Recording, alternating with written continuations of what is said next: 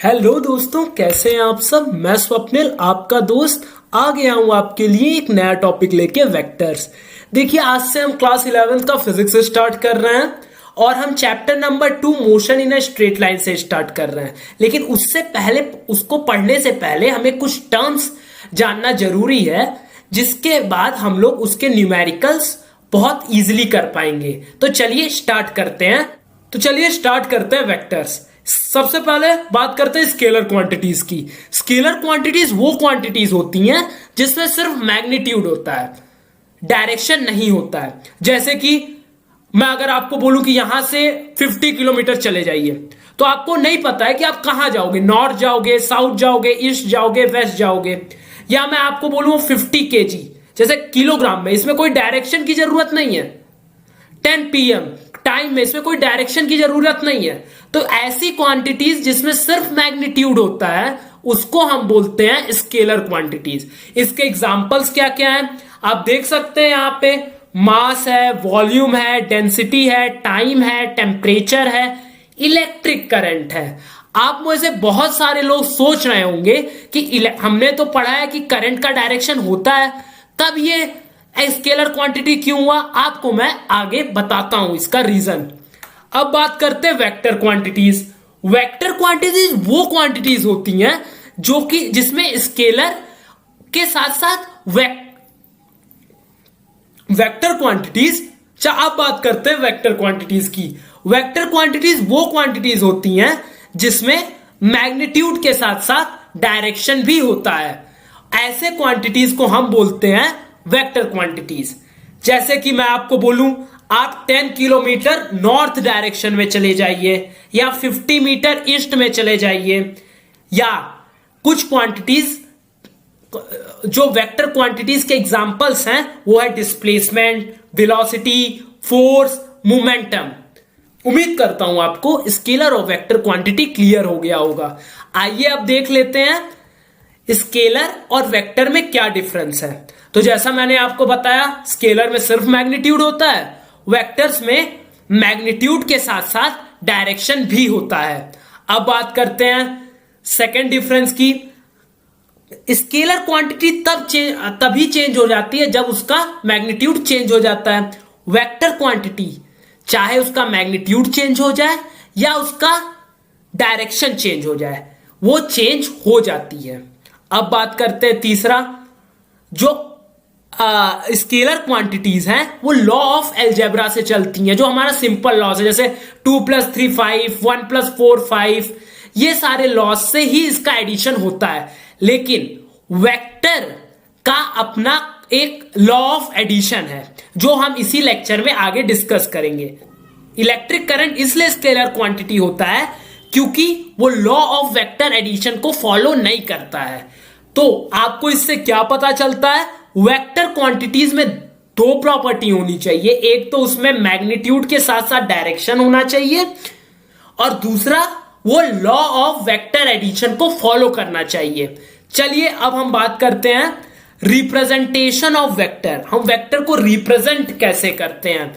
तो रिप्रेजेंट, देखिए ये एक वेक्टर है, तो जो ये एरो वाला पार्ट है, ये जो एरो वाला पार्ट है, इसको हम बोलते हैं हेड, और ये जो जहां से ये स्टार्ट होता है, इसको हम बोलते हैं टेल। अब हम बात करते हैं टाइप्स ऑफ वेक्टर की। तो सबसे पहले बात कर लेते हैं इक्वल वेक्टर की। तो इक्वल वेक्टर, जैसे कि नाम से ही पता चलता है, वो वेक्टर होता है जिनका मैग्नीट्यूड के साथ साथ डायरेक्शन दोनों सेम होता है। उस वेक्टर को हम बोलते हैं इक्वल वेक्टर।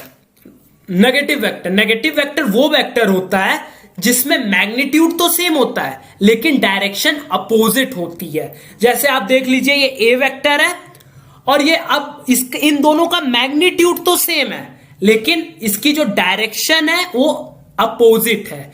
इसलिए हम बोल सकते हैं जो वी वेक्टर है वो नेगेटिव है ए वेक्टर का। चलिए अब अगले टाइप का वेक्टर देख लेते हैं, modulus of a vector. Modulus सबसे पहले मैं आपको बता दूं, मॉडुलस जो हम लिखते हैं ये ऐसे पैरेलल लाइंस, ये इसका सिंबल होता है। इसमें हम मॉडुलस ऑफ अ वेक्टर में मतलब कि हम बस उसका लेंथ लेते हैं, मीन बस उसका मैग्नीट्यूड लेते हैं, उसका डायरेक्शन नहीं लेते हैं। इसका यह मतलब है कि मॉड्यूलस हमेशा पॉजिटिव होगा। अब बात करते हैं एक बहुत ही इंपॉर्टेंट वेक्टर का, जिसको हम बोलते हैं यूनिट वेक्टर। तो यूनिट वेक्टर वो वेक्टर होता है जिसका मैग्नीट्यूड 1 होता है, उस वेक्टर को हम बोलते हैं unit vector. Unit vector represent कैसे होता है? यूनिट वेक्टर को हम रिप्रेजेंट करते हैं ए कैप से। ए कैप कैसे हम लिख सकते हैं? A vector divide by modulus of a vector is called as unit vector. ठीक है, अब बात करते हैं कोप्लेनर वेक्टर। कोप्लेनर वेक्टर वो वेक्टर होता है जो सेम प्लेन पे लाई करे। जैसे कि आपको पता होगा कि हमारे 3 प्लेन होते हैं, एक होता है एक्स वाई प्लेन, एक होता है वाई जेड प्लेन और एक होता है जेड एक्स प्लेन। तो वे वेक्टर जो सेम प्लेन में लाई करे उसे हम बोलते हैं कोप्लेनर वेक्टर। इसमें 2 टाइप के वेक्टर होते हैं, एक होता है पैरेलल वेक्टर और एक होते हैं एंटी पैरेलल वेक्टर। अब देखिए, पैरेलल वेक्टर वो वेक्टर होते हैं जो एक दूसरे के पैरेलल होते हैं। अब ये देखिए, ये दोनों वेक्टर, सपोज करिए दोनों वेक्टर है, इन दोनों में एंगल क्या बन रहा है आपका? 0 डिग्री। भाई इनके बीच कोई एंगल नहीं है, तो ये एंगल क्या हुआ? 0 डिग्री। ये आप जरूर से याद रखिएगा कि पैरेलल वेक्टर में जो एंगल होता है वो होता है 0 डिग्री। अब हम बात करते हैं एंटी पैरेलल वेक्टर की। एंटी पैरेलल वेक्टर वो वेक्टर होते हैं जो एक दूसरे के अपोजिट रहते हैं, एंटी पैरेलल रहते हैं। तो एंटी पैरेलल, सपोज करिए ये ए वेक्टर है, ये बी वेक्टर है, अगर मैं इन दोनों को देखूं तो इनके बीच का जो एंगल होगा वो कितना होगा? 180 डिग्री होगा। तो ये याद रखिए कि पैरेलल वेक्टर में एंगल 0 डिग्री होता है और एंटी पैरेलल वेक्टर में क्योंकि स्ट्रेट लाइन फॉर्म होती है इसलिए उसका एंगल 180 डिग्री होता है। कोइनिशियल वेक्टर। कोइनिशियल वेक्टर वो वेक्टर होता है जिसका इनिशियल पॉइंट सेम होता है, उस वेक्टर को हम बोलते हैं कोइनिशियल वेक्टर। जैसे कि इस डायग्राम में आप देख सकते हैं इन तीनों वेक्टर का इनिशियल पॉइंट सेम है, इसलिए ये जो डायग्राम हुआ वो हुआ कोइनिशियल वेक्टर का। बात करते हैं कोटर्मिनेट वेक्टर। कोटर्मिनेट वेक्टर वो वेक्टर होता है जिसका टर्मिनेटिंग पॉइंट या एंडिंग पॉइंट सेम होता है, उसे हम बोलते हैं कोटर्मिनेट वेक्टर। जैसे कि आप इस डायग्राम में देख सकते हैं कि इन तीनों वेक्टर्स का टर्मिनेटिंग पॉइंट सेम है, इसी के लिए ये हो गया कोटर्मिनेट वेक्टर। इस डायग्राम में आप देख सकते हैं कि इन तीनों का इनिशियल पॉइंट सेम है, इसके लिए ये हो गया कोइनिशियल वेक्टर। अब बात करते हैं मल्टीप्लीकेशन ऑफ वेक्टर की। कोई भी वेक्टर किसी से भी मल्टीप्लाई, कोई भी रियल नंबर से मल्टीप्लाई हो जाता है। जैसे अगर इस वेक्टर को मैं 2 से मल्टीप्लाई करूं तो ये वेक्टर बन जाएगा 2a, -2 से मल्टीप्लाई करूं तो ये बन जाएगा -2a। ठीक है, अब बात करते हैं हम एडिशन ऑफ वेक्टर। देखिए, एडिशन ऑफ वेक्टर एक बहुत ही इंपॉर्टेंट टॉपिक है उन बच्चों के लिए भी जो क्लास 11th में है और साथ में उन बच्चों के लिए भी जो जेई मेंस, एडवांस या नीट के लिए पढ़ रहे हैं। इस कंसेप्ट को अच्छे से पढ़िएगा और 11th क्लास के बच्चे को इसका डेरिवेशन भी आता है। ठीक है, अब हम बात करते हैं देखिए जो एडिशन ऑफ वेक्टर है ये एक्चुअली 2 लॉ हो। एडिशन ऑफ वेक्टर में 2 लॉ होते हैं। एक होता है law of addition of vector में बेसिकली 2 लॉ होते हैं। पहला होता है ट्रायंगल लॉ ऑफ वेक्टर, दूसरा होता है पैरेललोग्राम लॉ ऑफ वेक्टर। तो सबसे पहले आइए हम देखते हैं ट्रायंगल लॉ ऑफ वेक्टर। तो ट्रायंगल लॉ ऑफ वेक्टर को समझने के लिए सपोज करिए ये हमारा वेक्टर ए है और ये हमारा वेक्टर बी है। आप जानते हैं कि ये पोर्शन को हम बोलते हैं हेड और इस पोर्शन को हम बोलते हैं टेल। तो इसको सबसे पहले हम मर्ज करने के लिए पहले तो ए वेक्टर जैसा है वैसे का वैसा ड्रॉ कर लेते हैं।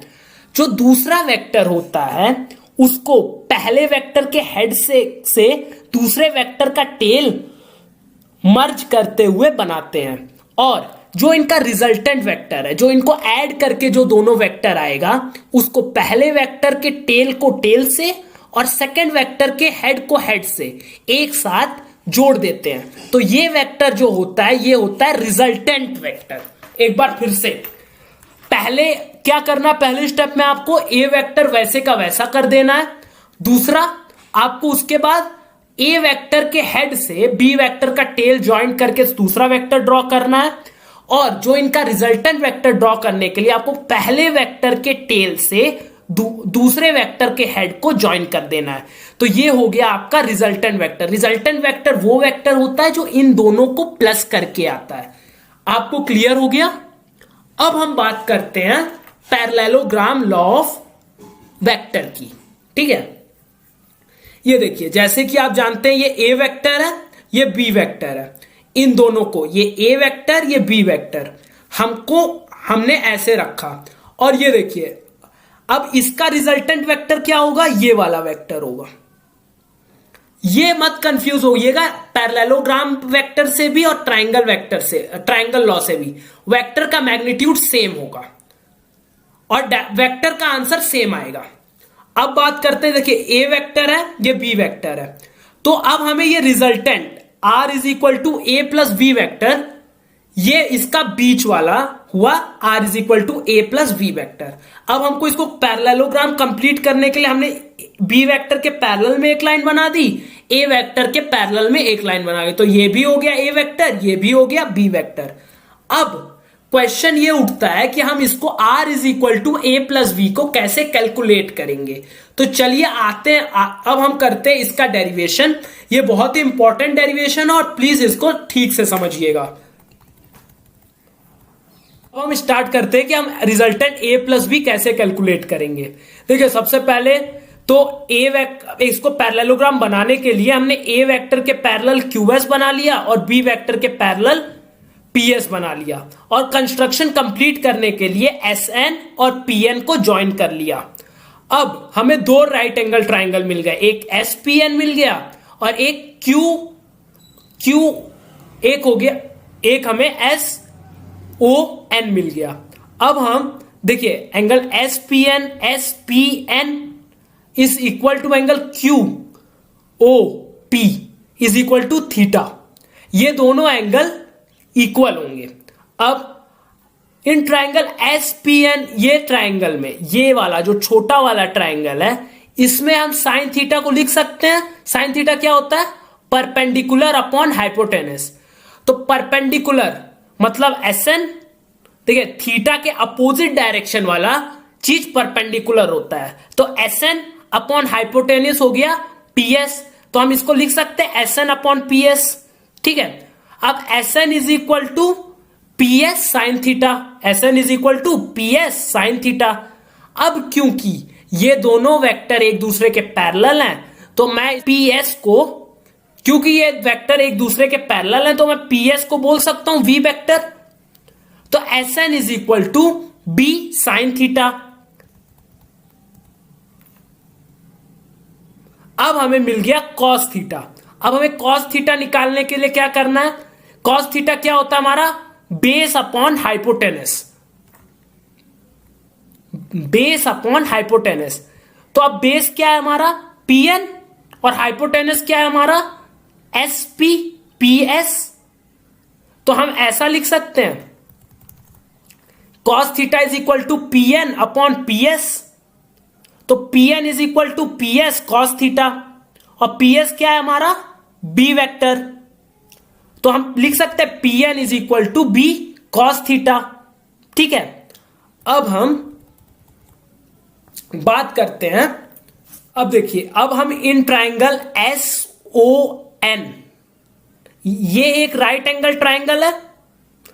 अब इसको हम पाइथागोरस थ्योरम से इसका हाइपोटेन्यूज निकाल लें तो हमें a plus B vector, resultant vector हमारा मिल जाएगा। ठीक है, तो इसको निकालने के लिए हमें क्या करना पड़ेगा? पाइथागोरस थ्योरम लगाना पड़ेगा। H square is equal to P square plus B square. तो एच स्क्वायर क्या है हमारा? OS square, OS square.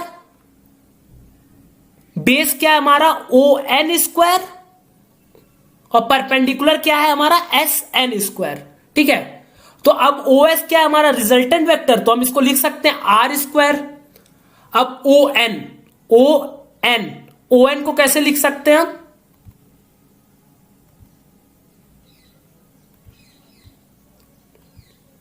O N को हम कैसे लिख सकते हैं, ओपी प्लस पीएन। तो हम लिख सकते हैं ओपी प्लस पीएन का whole square plus S N plus S N का स्क्वायर। ठीक है। अब ओपी मतलब क्या हुआ, ए वेक्टर, पीएन मतलब आपने ऊपर निकाला बी कॉस थीटा का होल स्क्वायर, एसएन मतलब आपने ऊपर निकाला इक्वेशन 1 में बी साइन थीटा का होल स्क्वायर। अब ये जो है इसको हम ए प्लस बी के होल स्क्वायर के फॉर्मूले से हम खोल सकते हैं, a square plus B square plus 2ab cos theta. ठीक है। और ये क्या हो गया, बी साइन थीटा का स्क्वायर। अब देखिए ये क्या होगा, ए स्क्वायर, ये क्या होगा B square cos square theta, ये होगा 2ab कॉस थीटा, ये होगा B square sine square theta. अब इन दोनों में हमने बी स्क्वायर कॉमन ले लिया, ए स्क्वायर का ए स्क्वायर ऐसे लिखा, इन दोनों में हमने बी स्क्वायर कॉमन ले लिया और हमें क्या मिला, cos square plus sine square, और ये 2ab कॉस थीटा को ऐसे का ऐसा लिख दिया। अब आपने ट्रिग्नोमेट्री में पढ़ा है sign square theta plus cos square theta कितना होता है, 1। तो हमने यहां पे ये लिख दिया ए स्क्वायर का a square, b square multiply by 1 हो गया बी स्क्वायर, और ये हो गया 2ab कॉस थीटा का 2ab कॉस थीटा। तो हमें रिजल्टेंट वेक्टर कैसा मिल गया, a square plus B square plus 2ab cos theta, और यहां का स्क्वायर का हमने रूट हटा करके यार रूट लगा दिया, तो हमें अब मैग्नीट्यूड का फॉर्मूला मिल गया। हमें रिजल्टेंट वेक्टर के मैग्नीट्यूड का फॉर्मूला मिल गया। क्या है मैग्नीट्यूड का formula, R is equal to a root of a square plus B square plus 2ab cos theta. मतलब R is equal to a vector का स्क्वायर बी वेक्टर का square plus 2ab cos theta. अब देखिए क्योंकि आप जानते हैं कि वेक्टर में मैग्नीट्यूड के साथ साथ डायरेक्शन भी होता है, तो अब हमने मैग्नीट्यूड तो निकाल लिया, अब हमें क्या निकालना है, डायरेक्शन निकालना है। तो डायरेक्शन निकालने के लिए हमें क्या करना पड़ता है, ये याद रखिए, डायरेक्शन हमें देता है टैन थीटा। हमें डायरेक्शन जो देता है वो टैन थीटा देता है। तो हमारा राइट एंगल ट्राइंगल क्या था, SNO। अब इसमें हमें इसका थीटा क्या हो गया, ये, तो लेट्स इस थीटा को हम बोल देते हैं ये बीटा, इसको हमको निकालने के लिए। तो अब टैन थीटा कैसे निकालेंगे, टैन थीटा क्या होता है, परपेंडिकुलर अपॉन बेस। तो ये देखिए ये थीटा, तो इसका अपोजिट साइड ये हुआ परपेंडिकुलर, SN अपॉन बेस क्या हो गया ON। ठीक है। तो टैन थीटा हो गया हमारा SN अपॉन ON। अब ON क्या होता है, OP प्लस PN। तो हमने लिखा SN को, ON को हम लिख सकते OP प्लस PN। तो SN हमने इक्वेशन 1 से देखा कि ये B साइन थीटा है, OP हमारा A वेक्टर है और PN हमारा है B कॉस थीटा। तो इस तरह से हमें डायरेक्शन भी मिल गया। तो अब हमें एक वेक्टर का मैग्नीट्यूड का भी फॉर्मूला पता है और उसका डायरेक्शन का भी पता है। तो अब हम किसी भी दो वेक्टर को ऐड करके उसका मैग्नीट्यूड भी और डायरेक्शन भी जान सकते हैं, और यही दोनों को मिला के हम बोलते हैं रिजल्टेंट। तो हम किसी भी वेक्टर को अब ऐड कर सकते हैं। ठीक है। तो आई होप आपको ये चीजें पसंद आई होंगी। साथ में नीचे एक गूगल फॉर्म होगा, आज हमने जो कुछ भी पढ़ा है उसमें उसी से रिलेटेड कुछ क्वेश्चंस होंगे, प्लीज उसको जाके अटेम्प्ट करिएगा। सेकंड चीज, ये आर वेक्टर और ये सेकंड चीज अब हम नेक्स्ट लेक्चर में आपको इससे ही रिलेटेड कुछ क्वेश्चंस करेंगे, और उसके बाद हम और आगे के थोड़े कंसेप्ट पढ़ेंगे। उसके बाद हम अपना फिजिक्स का motion in a straight line start करेंगे। उम्मीद करता हूं आपको वीडियो बहुत पसंद आया होगा, समझ में आया होगा, और रिक्वेस्ट करता हूं कि इस वीडियो को देखने के बाद ये डेरिवेशन वापस खुद से सॉल्व करिएगा, इसको रिवाइज करिएगा, क्योंकि यार आप तो जानते ही हो रिवीजन सबसे इंपॉर्टेंट चीज है। तो इसको रिवाइज करने के बाद मुझे कमेंट में अगर आपको कोई भी डाउट होगा तो कमेंट में बताइएगा। आपका कोई भी वीडियो को लेके फीडबैक होगा तो बताइएगा। प्लीज अपना कमेंट दीजिएगा, वीडियो को लाइक करिएगा, चैनल को सब्सक्राइब करिएगा और मिशन एक साथ के साथ जुड़े रहिएगा। Thank you, have a great day, bye bye.